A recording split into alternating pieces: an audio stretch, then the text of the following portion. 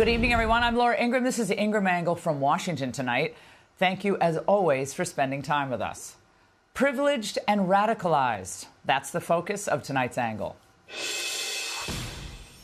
All right, investigators tell us that they're trying to piece together the chain of events that may have led former high school valedictorian Luigi Mangione to become a suspected murderer.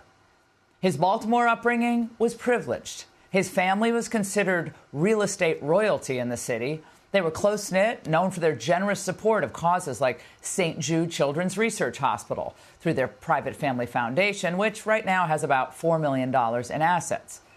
So what went wrong for this whip-smart young man who was seemingly liked by all? Was it a hideously painful aftermath of his back surgery?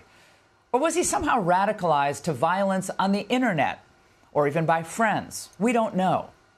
His manifesto reportedly said he wasn't working with anyone else, and he railed against the healthcare industry in it and its leaders. He called them parasites, and he did refer to United Healthcare by name.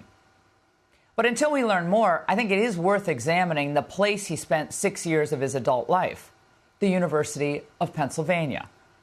We all know it's part of the Ivy League. It's considered one of the premier institutions of higher learning in America.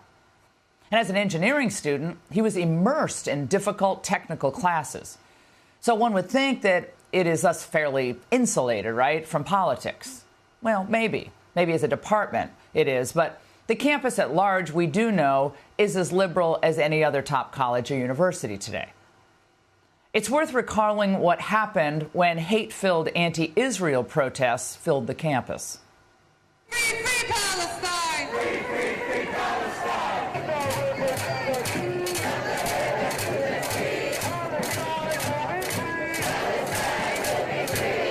And when then UPenn President Liz McGill testified on Capitol Hill about the protests, this is how the questioning went down.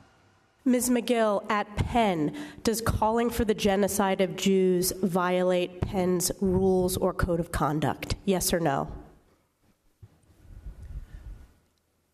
If the speech turns into conduct, it can be harassment, yes. I am asking specifically calling for the genocide of Jews. Does that constitute bullying or harassment? If it is directed and severe or pervasive, it is harassment. So the answer is yes. It is a context-dependent decision, Congresswoman. It's a context-dependent decision. That's your testimony today. Calling for the genocide of Jews is depending upon the context. Now, of course, Mangione wasn't a student when any of this happened. But the details, the foundation of where he was, it's important to at least understand until we know more. Of course, McGill was forced out, good, but the rot obviously runs deep there. After the United Healthcare CEO murder, an assistant professor named Julia Alexeyeva decided to post fawning comments on TikTok under the name The Soviet.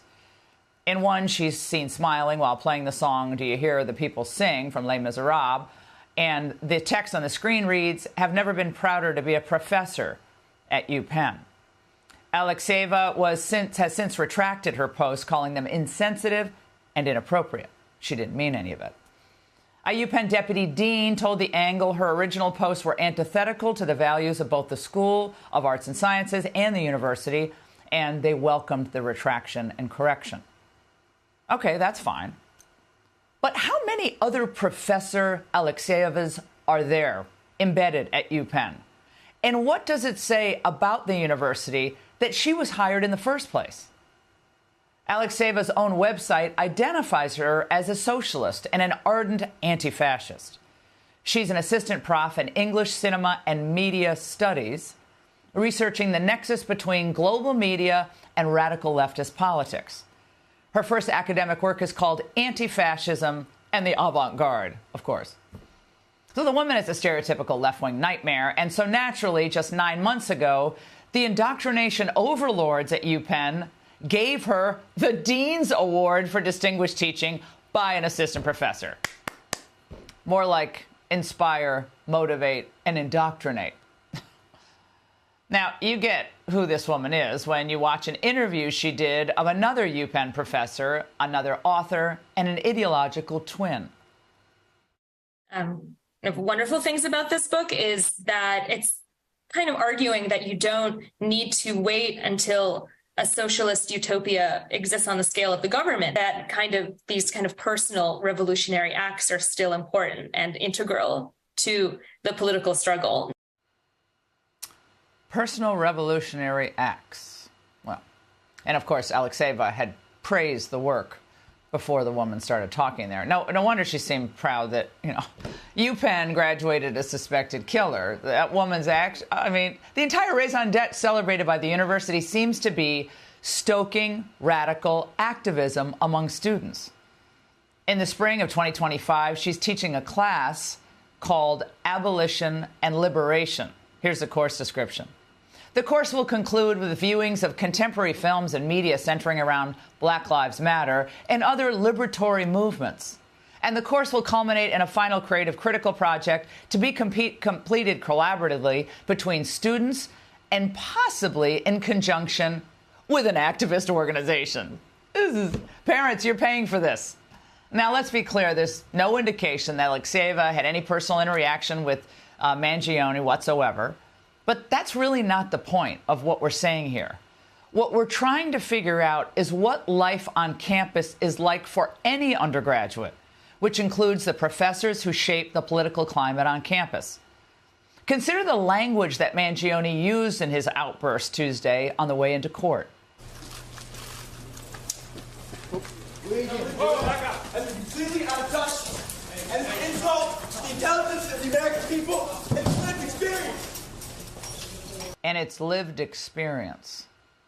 That's the type of typical meaningless phrases heard in liberal arts seminars across America. That's my lived experience.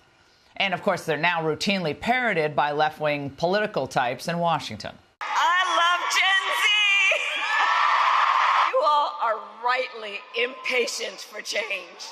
This is your lived experience. Donald Trump has nothing in common with the lived experience of black and brown people in the South Bronx. Everyone comes to Congress with their own lived experiences. They hide the lived experience of much of America. I know. Painful, isn't it? Well, the lived experience for most students on college campuses today, what is it? Well, when it comes exam time, tailor your opinions to your professors or risk getting graded down. What about the lived experience for the few faculty members on campus who may tend to be a little more conservative? I'll tell you what your lived experience will be, that you let your political views be known and you can kiss your chances of tenure goodbye. And as for the unsuspecting or vulnerable college student, well, your lived experience will be, that you'll be ripe for being propagandized to, and maybe even being radicalized to believe that sometimes murder is justified to advance socialism. And this is just not happening at UPenn. We see this in Sandy at Columbia, where the killing was downplayed, at St. Louis University, where one professor felt the need to say that she's not sad about Brian Thompson's murder, excuse me. And look, we don't know why Luigi Mangione allegedly felt justified in blowing away a healthcare CEO on a midtown Manhattan sidewalk. But we do know the poisonous teachings of radical revolutionaries echo throughout the lecture halls of our top schools. These revolutionaries view capitalists as oppressors who need to be crushed by any means necessary. So whenever the curtain is pulled back at these elite schools, what do we see? Well, we often see anti-Semitism, anti-capitalism, and yes, anti-Americanism go unchallenged and then passed off as enlightened discourse. But encouraging young people to hate their country, it's a recipe for societal unrest, ignorance, and even violence. It's not education. It's indoctrination. And I hope that President Trump finds a way to strip federal funding of any university that refuses to stop this madness. And that's the angle.